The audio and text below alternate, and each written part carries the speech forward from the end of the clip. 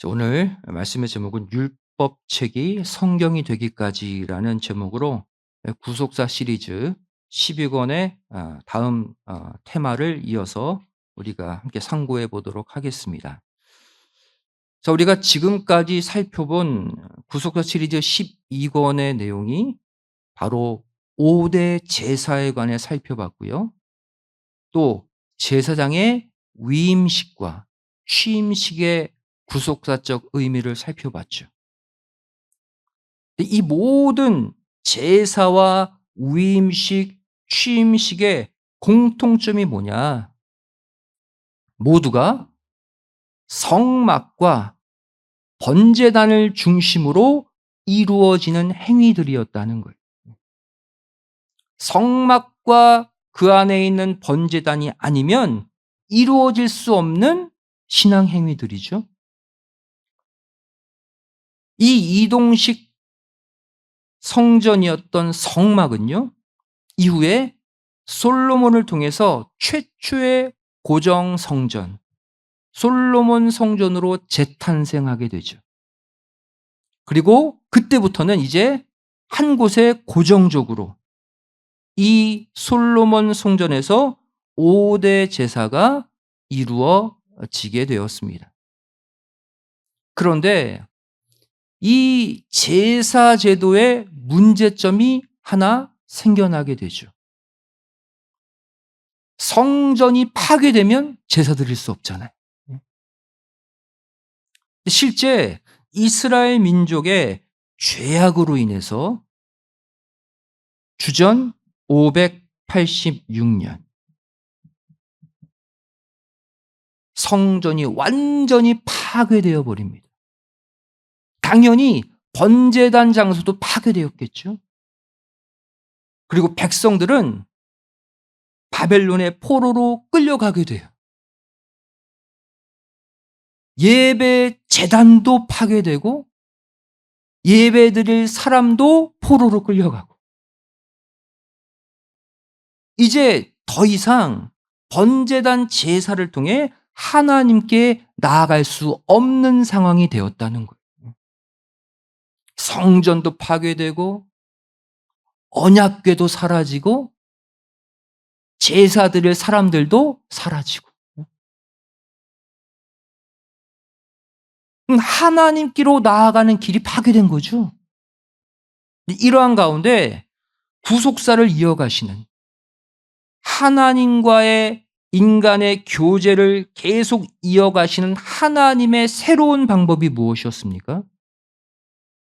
바로 율법책이었어요. 이 율법책을 이스라엘 백성들 옆에 두셔서 그들이 포로로 끌려간 이후에도 하나님께로 나아가는 길을 계속 확보해 주셨다는 사실입니다. 결국 하나님은 어떠한 대전환의 역사를 이것을 통해 이루시느냐? 이 율법책을 통해서요. 그 전에 제사 중심의 삶에서 이제 말씀 중심의 삶으로 전환시키는 일을 하셨다는 거예요. 하지만 똑같이 하나님과 교통하는 통로가 되었어요. 성전이 파괴되고 언약궤가 사라지고 백성들이 바벨론의 포로로 끌려가게 되는 그 당시의 눈물의 선지자가 예레미야였죠. 그 비통한 상황 가운데 예레미야가 한 예언 보세요. 예레미야 3장 16절 말씀 보시면 나 여호와가 말하노라, 하나님의 말씀을 대언하고 있죠. 이제 사람이 여호와의 언약궤를 다시는 말하지 아니할 것이다. 생각지 아니할 것이다. 기억지 아니할 것이다. 찾지 아니할 것이다. 만들지 아니할 것이다. 아니, 이전까지는 이 언약궤 법궤가 얼마나 중요했습니까? 하나님의 성전, 하나님의 집 가운데 가장 중요한 지성소 한가운데 하나님의 임재의 장소가 법궤였잖아요. 언약궤. 이제 다시는 그 언약궤 찾지 말래. 한마디로 이 말씀은요, 이제 언약궤 시대, 번제단 시대, 고정 장소에서 하나님께 제사 드리던 시대에서 이제 율법 체계 시대, 말씀의 시대로 전환될 것이다라는 선포입니다. 성전이 파괴돼도, 번제단이 파괴돼도 하나님께로 나아가는 새로운 길을 하나님은 또 주신다는 거예요. 그래서 오늘 우리는 성전 파괴에도 불구하고 이스라엘 백성들의 신앙을 계속해서 유지시켜 주었던 율법 체계의 역사에 관해서 오늘부터 살펴보도록 하겠습니다. 첫 번째, 율법 체계의 시작이에요. 이 율법책은 무엇으로부터 시작되었느냐? 모세가 시내산에서 십계명과 율법을 받은 직후부터 이 말씀이 기록된 책이 시작됩니다. 처음으로 말씀을 이때 적게 되거든요. 바로 이때가 시내산 4차 하산 후입니다. 총 8차 등정 가운데 4차 하산 후에 바로 말씀을 적는 일이 처음으로 일어나요. 출애굽기 24장 4절 5절 말씀 보시면 모세가 여호와의 모든 말씀을 뭐 했다? 기록했다 그랬죠.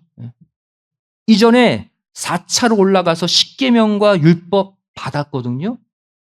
그것을 다 처음으로 기록하는 장면이에요.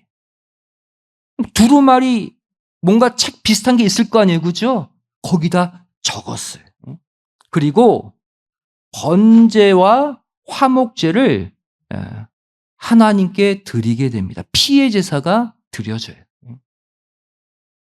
자, 그런데 그 다음 구절 출애굽기 24장 7절 8절 말씀 보시면 그 책을 가리켜 언약서다라고 부르고 있죠.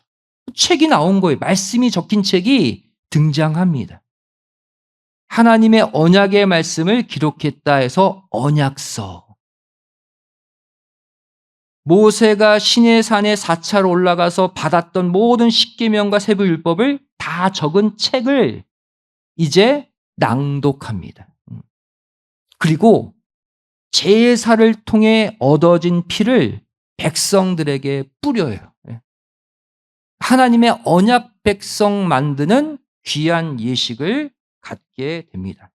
여기서 우리는 율법 책의 전신에 해당하는 책이 바로 뭐다? 언약서라는 것을 알 수가 있어요.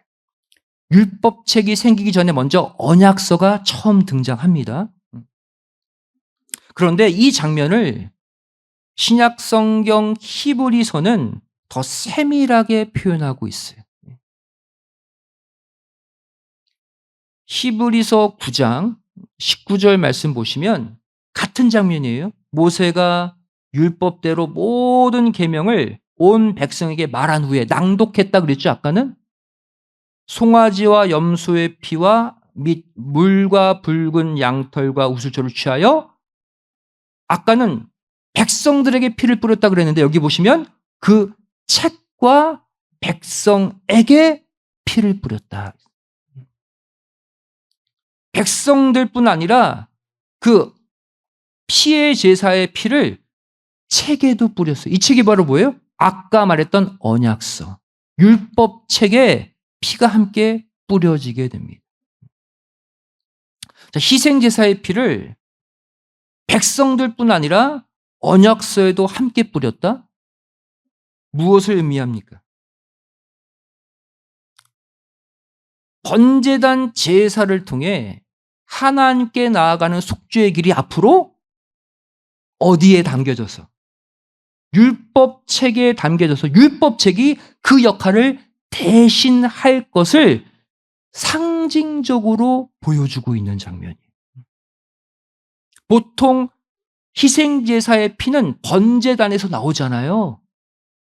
그런데 이것이 율법책에도 뿌려졌다. 앞으로 그 속죄의 길, 속죄 제사를 통한 속죄의 길이 율법책을 통해서 이루어질 것을 말씀하고 있는 거예요. 실제로 성전이 이후에 파괴되고 백성들이 바벨론의 포로로 끌려감으로 인해 이제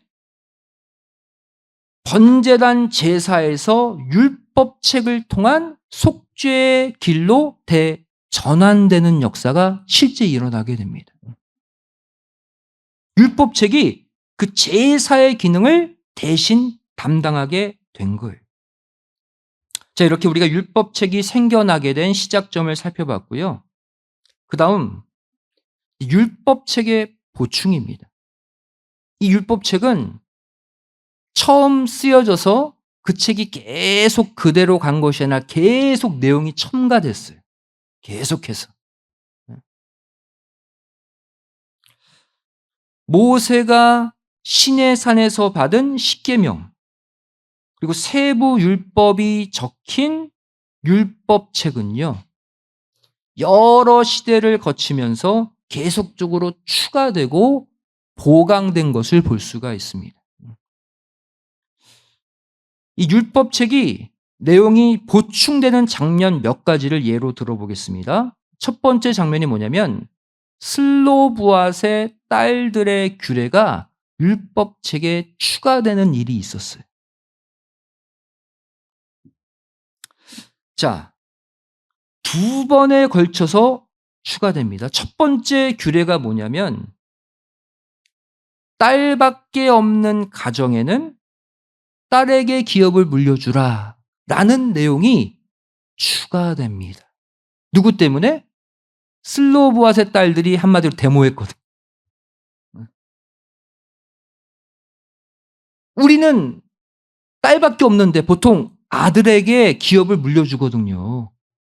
딸밖에 없는 우리에게 그럼 우리 아버지의 기업이 사라집니까? 우리에게 주세요. 그랬어요. 그런데 하나님이 이것을 받아들였어요. 민수기 27장 7절 말씀 보시면 슬로브앗의 딸들의 말이 옳다 그랬어요. 이제 그 아비의 기업으로 그들에게 줘라. 딸들만 있는 가정은 딸에게 기업을 물려주라 그랬어요. 그리고 민수기 27장 11절 말씀 보시면 이제 이것이 이스라엘에게 판결의 율례가 될 것이다. 법으로 정하셨어요. 이 말씀을 하신 순간 이 슬로브와 딸들의 케이스가 율법책에 첨가됐어요. 이해되십니까? 하나님 처음부터 명한 게 아니에요, 이거는. 슬로브앗의 딸들이 항변하니까 하나님이 그것을 받아들여 주시고 율법책 안에 내용을 넣으셨다고요, 그걸. 두 번째 규례가 또 생겨나죠. 어떤 규례입니까? 딸들이 아버지의 기업을 물려받았는데 딸들이 그 기업을 물려받을 경우 같은 지파 사람에게만 시집가라 라는 규례가 연관되어서 또 하나 생겨나게 됩니다. 이번에는 누가 컴플레인 했어요? 슬로브앗의 딸들은 컴플레인 안 했어요. 근데 이번에는 같은 지파 사람인 요셉 자손의 두령들이 고소합니다. 아니, 이 슬로브앗의 딸들이 슬로브앗의 기업을 받았는데 다른 지파 남자에게 시집가면 그 기업이 다른 지파로 넘어가지 않습니까? 그 막아달라는 거예요. 하나님이 어떻게 하셨을까요? 이것도 받으십니다.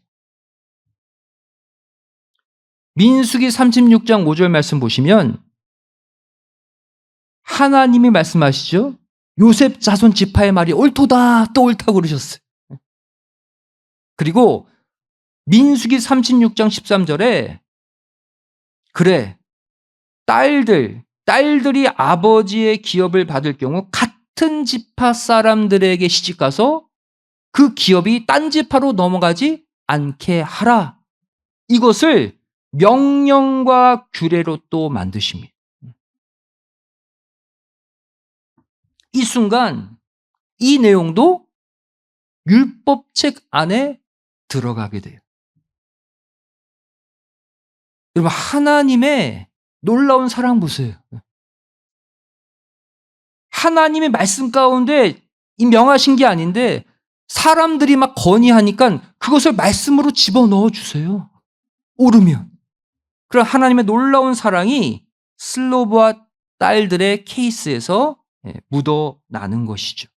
자, 이렇게 해서 율법책이 가만히 있는 것이 아니라 추가적인 내용이 중간에 들어갔습니다. 자, 그래서 결국 율법책이 1차적으로 언제 완성되느냐? 광야에서 마지막 진친 모압 평지, 41번째 진 모압 평지에서 이 율법책이 완성되어서 언약궤 곁에 배치되게 됩니다.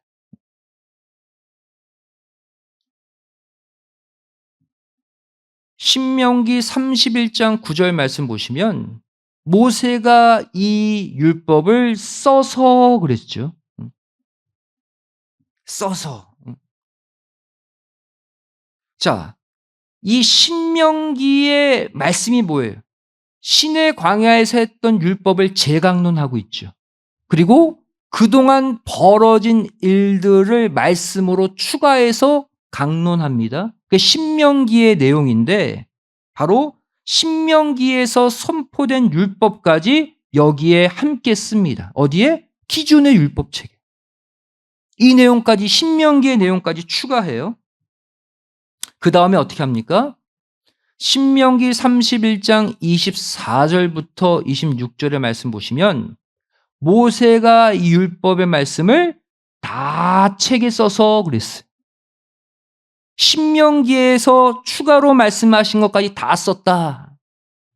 그리고 이제 율법책이라는 이름으로 정리되죠. 이 율법책을 어디에? 지성소 안에 언약궤 곁에 두어서 평생 너희에게 증거가 되게 하라 그랬어요. 완성된 율법책이 이제 지성소, 언약궤 옆에 놓여집니다. 이때부터 지성소 안에는요, 언약궤뿐 아니라 무엇도? 율법책도 항상 함께 놓여지게 돼요. 이때 완성된 게 뭐예요? 이 율법책이 뭐예요? 한마디로 모세오경이에요.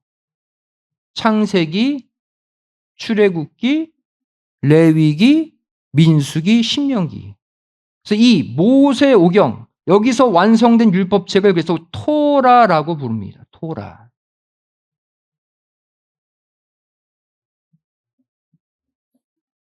모세오경 토라가 율법책으로 완성돼서 이때 언약궤 옆에 배치되는 거예요.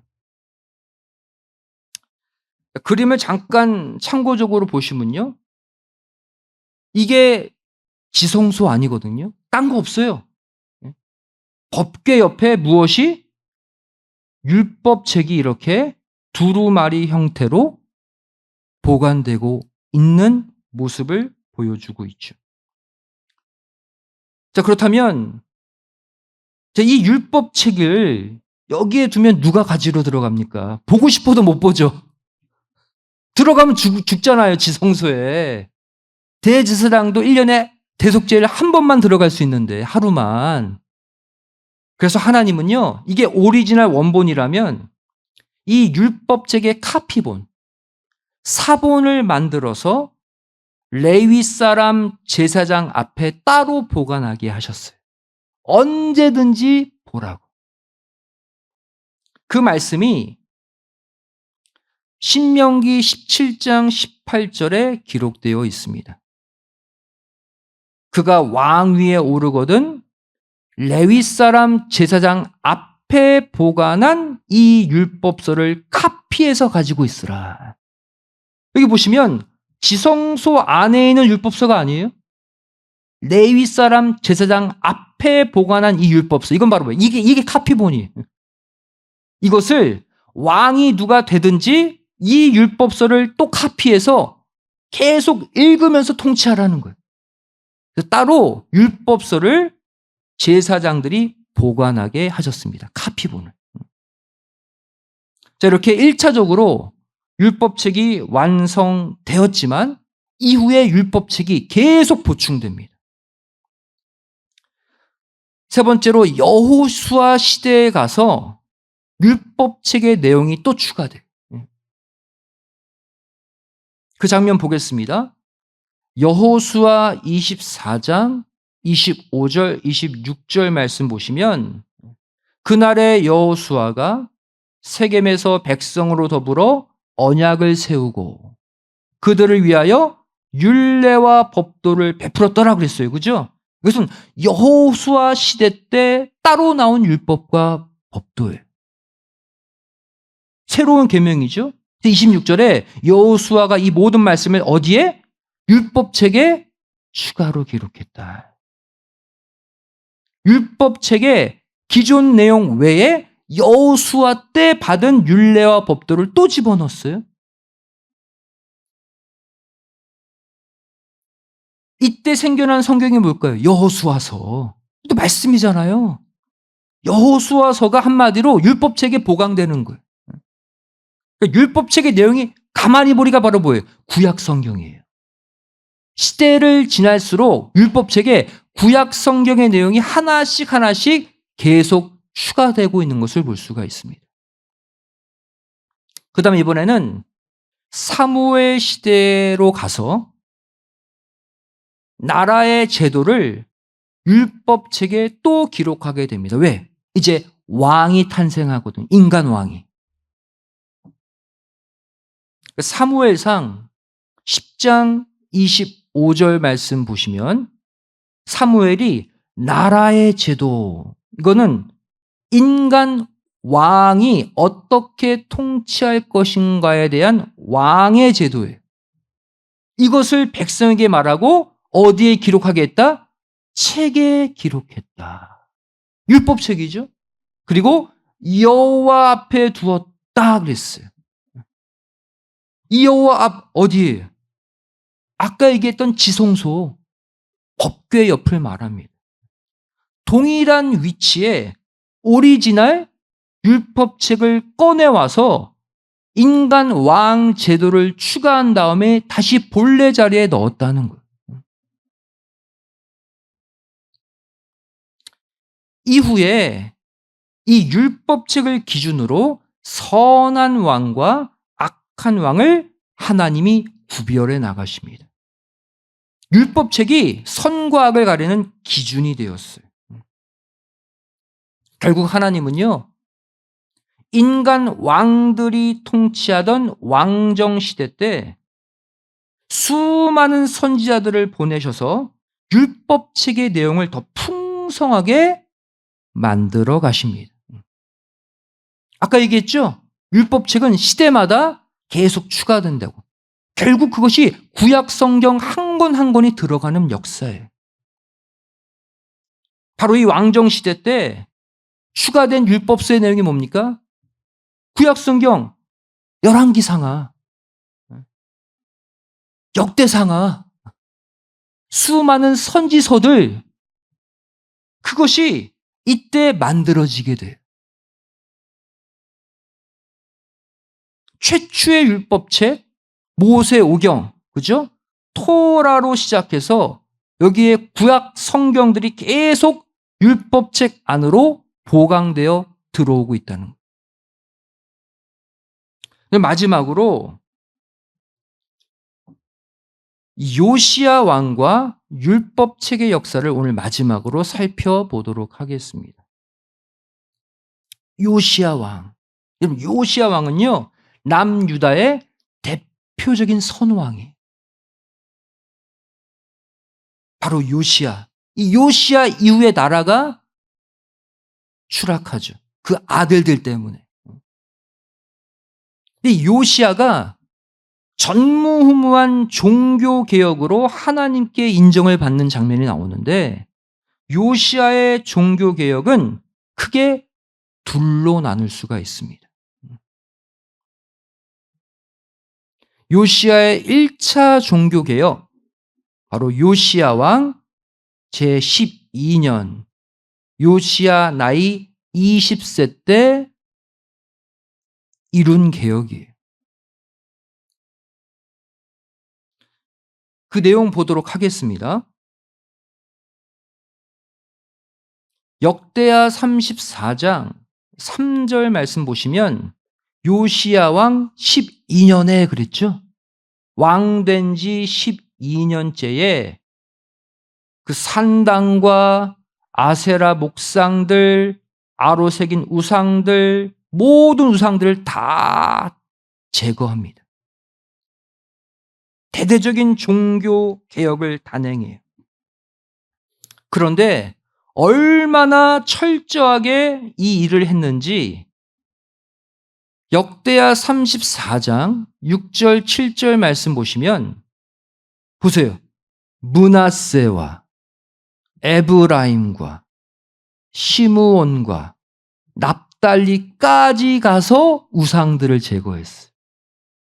여러분, 요시야는 남유다 왕이에요. 그런데 므낫세, 에브라임, 시므온, 납달리는 남유다 영역이 아니에요. 어디예요? 북이스라엘 지역이에요. 거기까지 간 거예요. 종교개혁하러. 잘 보세요. 7절 말씀 보시면 온 이스라엘 땅 그랬죠. 이거는 북이스라엘 지역을 가리켜요. 그 땅까지 가서 남유다를 넘어서 북이스라엘 지역까지 가서 모든 우상들을 다 찍어버리고 예루살렘으로 돌아왔다. 왜 요시야의 종교개혁이 위대한지 아시겠죠? 여러분, 이 당시 북이스라엘은 이미 아수르에게 멸망한 이후예요. 히스기야, 남유다 히스기야 왕 때 멸망하거든요. 이미 나라가 없어졌어요. 그 북이스라엘 지역까지 들어가서 남유다 왕이 거기에 우상들까지 싹 정리하고 돌아온 거예요. 얼마나 광대하고 대대적인 종교개혁을 이루어내었습니까?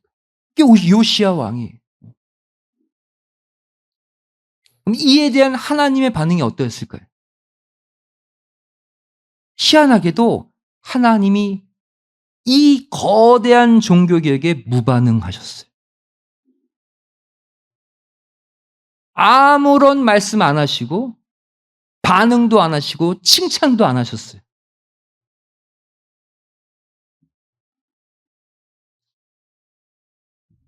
이후에 요시야의 2차 종교개혁이 일어납니다. 바로 이때는 요시야 왕 18년. 요시야 나이 26살 때 성전에서 성전을 정리하다가 율법책을 발견해요. 그리고 난 이후에 행한 종교개혁이에요.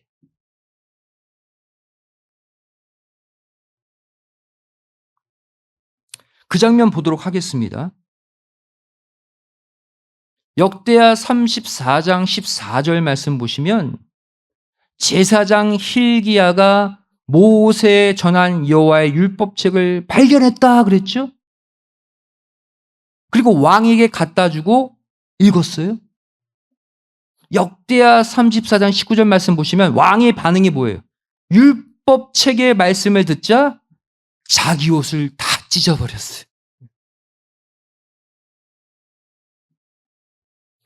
요시야 왕이 자기 옷을 찢었다? 율법책의 말씀을 듣고 옷을 찢는 행위는요, 통분의 표현이에요.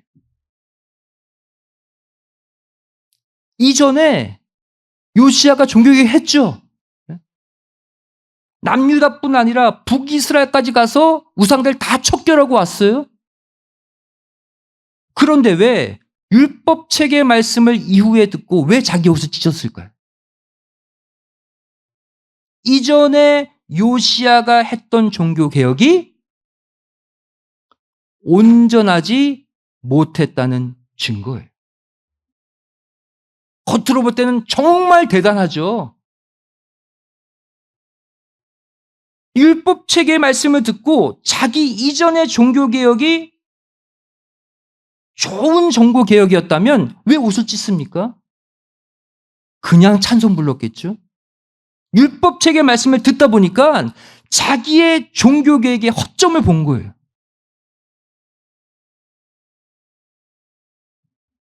다시 말해 이 전후 상황을 봤을 때 이전에 했던 요시야 왕의 종교개혁은 스스로의 의로움에 취해서 했던 개혁이었어요.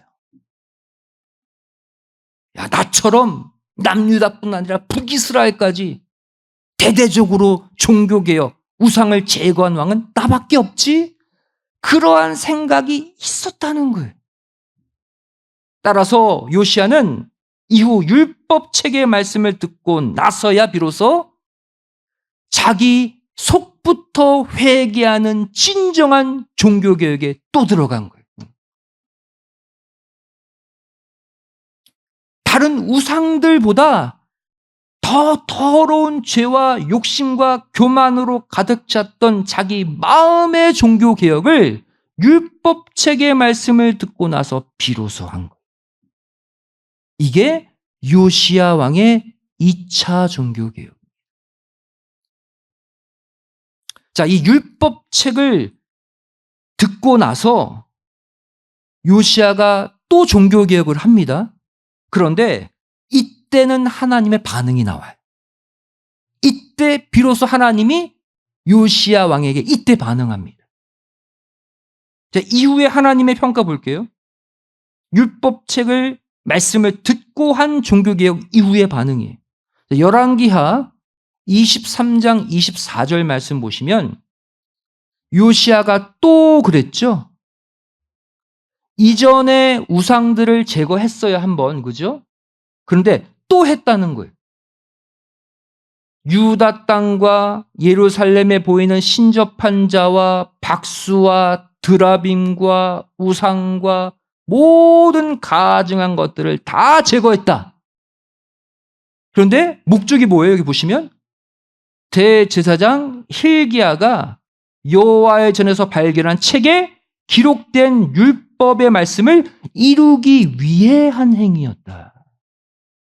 그러니까 이 우상 타파는 율법책의 말씀을 들은 이후에 한 거죠. 비로소 율법책의 말씀, 하나님의 말씀대로 제대로 종교개혁했다는 거예요. 그리고 나서 하나님의 반응이 나옵니다. 비로소 침묵했던 하나님이 이때 반응하세요. 그 말씀이 열왕기하 23장 25절이에요. 요시야와 같이 마음을 다하며 성품을 다하며 힘을 다하여 여호와를 향하여 모세의 모든 율법을 온전히 준행한 임금이 요시야다. 이전에도 없었고 후에도 없었다. 하나님의 놀라운 극찬이 언제 터져 나왔어요? 율법책의 말씀을 듣고 2차 종교개혁할 때 그때 터져 나왔어요.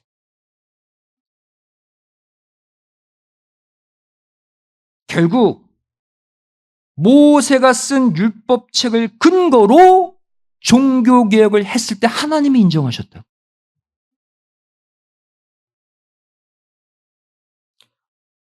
오늘 말씀의 결론입니다. 결국 여기서 우리는 어떠한 교훈을 얻게 됩니까? 무엇이 하나님이 기뻐 받으시는 진정한 종교개혁이냐? 하나님의 말씀을 근거로 한 신앙개혁. 이것이 진정한 개혁이라는 거예요. 오늘날도 마찬가지입니다. 우리가 수많은 신앙의 행위들을 하죠. 뜻을 위해, 하나님을 위해. 나는 교회를 위해, 나는 말씀을 위해, 또 다른 영혼들을 위해 정말로 헌신하고 충성을 다했어. 내가 잘못된 관습, 잘못된 제도 싹 뜯어 고쳤어. 요시아의 종교개혁처럼. 여러분, 잘 돌아보세요. 그것이 정말 하나님의 말씀을 근거로 한 행동들이었느냐. 내 의욕이 앞서서 내 생각과 내 성향대로 이룬 개혁은 아니었느냐. 아무리 남들의 찬사를 받고 야, 저 사람 교회를 위해 큰일 했네 할지라도 그것을 이룬 개혁의 동기가 하나님의 언약의 말씀이 아니면 하나님은 인정하지 않는다는 거예요.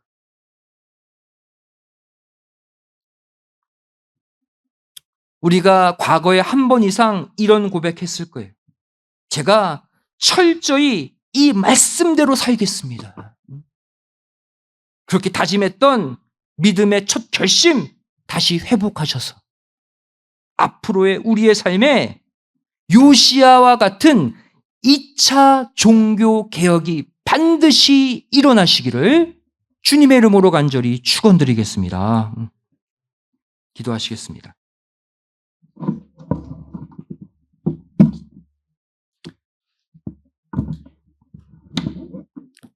사랑과 은혜가 풍성하신 살아계신 아버지 하나님, 저희들 오늘 율법 체계의 역사를 통해 성전이 무너지고 번제단이 파괴된 이후에도 하나님께로 갈 수 있는 놀라운 통로를 발견하게 하여 주심에 감사드립니다. 우리에게도 신구약 성경 하나님의 말씀이 우리를 어느 장소에든 하나님께로 갈 수 있는 유일한 통로로 우리에게 주신 줄로 믿습니다. 저를 이전까지 하나님의 말씀대로가 아니라 나의 의욕대로, 나의 욕심대로, 나의 의를 이루기 위해 교회 생활, 믿음의 생활, 헌신 봉사의 삶을 살아왔다면 이 시간 회개케 하여 주시고 율법 체계 말씀 신구약 성경대로 다시 일어나 일하겠노라. 신령한 각자의 옷을 찢는 이 밤이 되게 하여 주시옵소서. 우리의 앞으로의 모든 신앙의 계획, 삶의 계획이 말씀을 근거로 한 계획이 되어서